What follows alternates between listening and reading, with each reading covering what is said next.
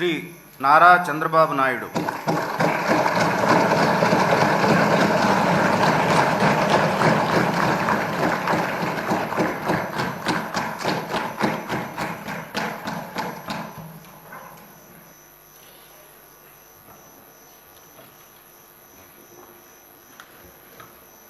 నారా చంద్రబాబు నాయుడు అనే నేను శాసనసభ సభ్యునిగా ఎన్నిక అయినందున శాసనం ద్వారా నిర్మితమైన భారత రాజ్యాంగం పట్ల నిజమైన విశ్వాసం, విధేయత చూపుతానని, భారతదేశ సార్వభౌమాధికారాన్ని, సమగ్రతను కాపాడుతానని, నేను స్వీకరించబోయే కర్తవ్యాన్ని శ్రద్ధాశక్తులతో నిర్వహిస్తానని దైవ సాక్షిగా ప్రమాణం చేస్తున్నాను.